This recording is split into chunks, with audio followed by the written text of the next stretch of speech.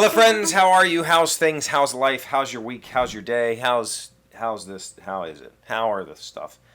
Yesterday we talked. That's not the app. Yesterday we talked a good bit about GenCon, and from your video or from your wow, 625 views. That's pretty cool. From the comments on that video, it's obvious that I missed things, right? Um, it's obvious that I didn't talk about certain things. So let's just kind of look at some of these comments, and I'll kind of give you my take. Now, keep in mind, my take is, this is coming from an exhibitor. Um, the majority of my time at the show is spent standing at my booth. And the time that I get to spend in the hall, like actually looking at products, is before the public is let in the hall. Every morning, this year we got let in at 8 a.m. In years past, we would get let in at 8 on Thursday, and then Friday, Saturday, and Sunday were 9. For whatever reason, this year they let us in at 8, which is fantastic because I got to have meetings in the morning when there's no crowds. I got to have time to kind of walk and see everything. There is so many booths and so much stuff in there. It's really hard to not see it or to see it all. So I was able to kind of walk. So let's talk about some of these talks or these things that people mention. And again, this is coming from an exhibitor's perspective. That being said, like I have a lot of friends in that hall, a lot of friends, and they come visit me. And every time somebody does, I ask them, "What's new? What's the thing? Have you heard any?" And I got just blank stares, except for some of these. Some of these I did hear about. My friend, my friend Indiana Chris talked about Furnace Duel. I guess there's a two-player version of Furnace. He's a huge Furnace fan. I played Furnace a couple times and decided it wasn't for me, but he loved that. Battle for Hoth did get a good, decent amount of buzz, but like I said yesterday, there was never a line at the Asmodee booth. Thursday, you could just walk over there and buy Hoth. I think that people weren't aware that it was there, and I heard that like Friday morning, Saturday morning, there was a line, and they must have had limited supply or something. But by the time I got over there, again, I went over there at like 10:30 or something on Friday. There was no line. It was just that was it. So Battle for Hoth is a two-player Memoir 44 Commands and Colors game set on Hoth. I didn't hear a lot of good things about it. I like the marriage of the license and that rule set, and I would like to see more, but I heard that this one was a little bit... If you're playing as the Rebels, it's a very, very asymmetric game, and if you're playing as the Rebels, you just kind of do nothing for a while, which isn't exciting. The Lord of the Rings Fate of the Fellowship, I saw a ton of ads for that. Like there was like stained glass advertising all over the place, but I have no idea what it is. I didn't hear anybody talking about it or even mentioning that it was a good game.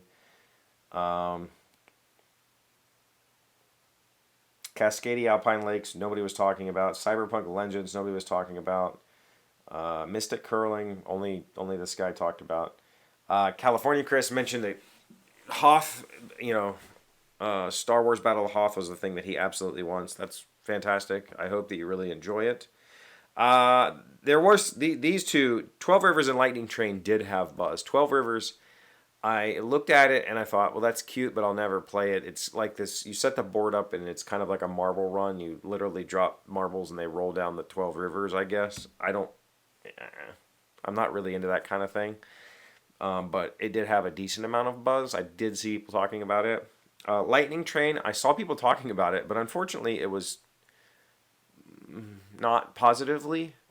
There was a ton of advertising, huge banners for it, and I heard there was lines, but everybody who got it and played it was very disappointed with it that I talked to. Again, I'm not trying to disparage any of these products. Like these are publishers and designers and people put their whole heart and soul into something, and it doesn't hit for me. That doesn't mean it's bad. That doesn't mean it's bad at all. It just means that it's not for me.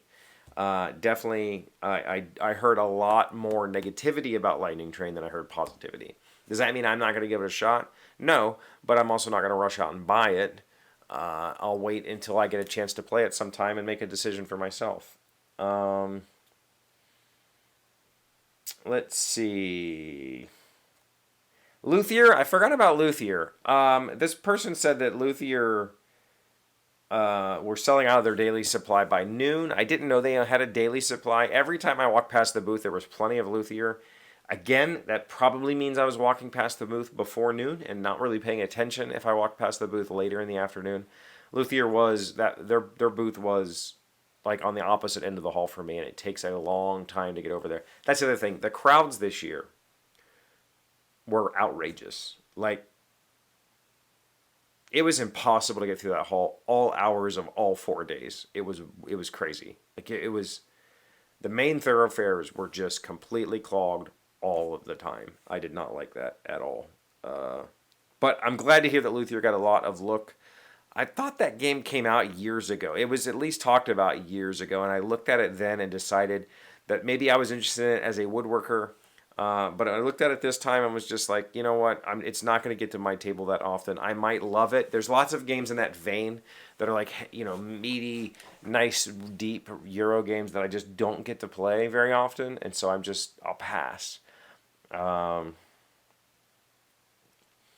Let's see. Multiple people have told me that Game Makers was awesome, and that's great. I hope you love it. I hope that it comes out and is a smash hit. To me, it looked like a standard trade this resource for this resource Euro with not a lot of interesting aspects.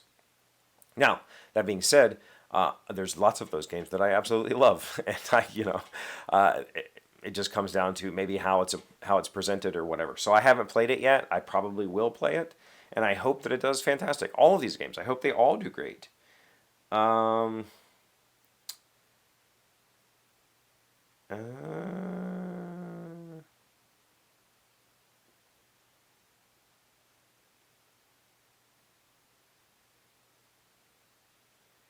Let's see.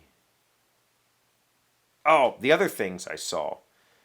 Well, some person mentioned Kingdom Death. I've heard that name. I have no idea what they do. I don't know what Kingdom Death Monster is. I've never seen their booth, and if I have, I guess I didn't recognize it, but I have no idea. I did forget to mention the Elder Scrolls game from Chip Theory. I heard a good amount of buzz about it, but I didn't see anybody carrying it around. Probably because it weighs 1,000,000 pounds. And there was definitely this one confuses me. This game I am going to talk poorly about. There was buzz for Gwent. Somebody published a physical version of Gwent. And if you've played Gwent, like on PC or phone, it's a very simple game, meaning that there's not a lot of decision. It's pretty much just, I don't want to say it's luck of the draw, but it comes down a lot to deck building ability and then just playing the cards as you get them. I can't imagine playing a less accommodating version of the game.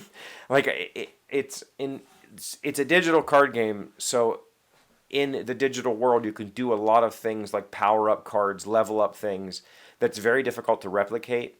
And I think what they have done is made them like modifiable cards, and that just seems really clunky and annoying to me. I would much rather just load up Gwent and play Gwent against you than to try to sit down and fiddle through a game of physical Gwent. I looked at it, I ultimately decided, nah. I love The Witcher, I absolutely love playing Gwent, but there's no way I'm going to sit down and fumble my way through a physical version of that game.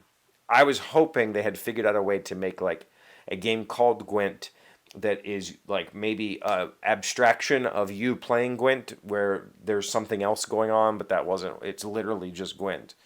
So yeah, that's about it though. I mean, that's about it. Honestly, like again, I talked to everybody who stopped at my booth. I asked all customers, like, what do you got in the bag? What do you find exciting? Have you played anything amazing? And it was all just kind of like, no, I haven't found anything.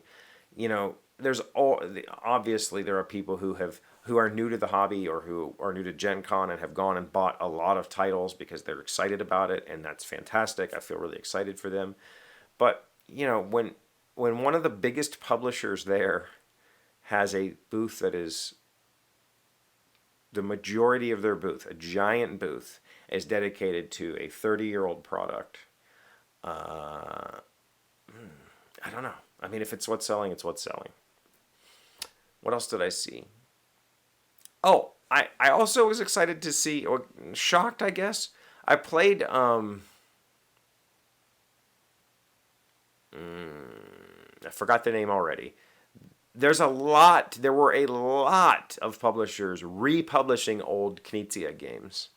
I found that to be really interesting and a little bit confusing because, I mean, ultimately, probably one of my favorite games that I played this week was a Knizia game from like the 90s, and I completely forget the name, but it's the like animals and you're bidding essentially by taking an animal and whatever its final score is what you score. That game's really fun, and I'm pretty sure I played it back in the day, but it was a beautiful presentation of that product, and it was really really good, and I had a lot of fun playing it. But I thought that was very interesting to see his games come back around because they're all these very simple little card games, which seems to be a kind of a hot commodity right now. You know, Oink still does Oink games every year. Whatever the Oink game was this year, it was a bidding game, an auction game, and I'm not for me, so I just passed on it. But yeah, I really appreciate everybody chiming in. I really, really do. The good news for me is I got to spend like 12 hours in a car, like 6 hours out, 6 hours back. And I pretty much just meditated on life and stuff, and a lot of that meditation time was on Rival Rails. And so I think I'm very, very close to being ready to working on the train game again and trying to finish it. I have some ideas I think can give it that little extra twist that it needs, and make it just a little bit more interesting for repeated play. And I think I'll be ready to put it to bed and say, this is it. This is the final version. Chevee's happy with it. This is what it's always going to be. This is how it's going to live. And then from that point forward, I don't know what I do with it. So we can talk about that later if you like.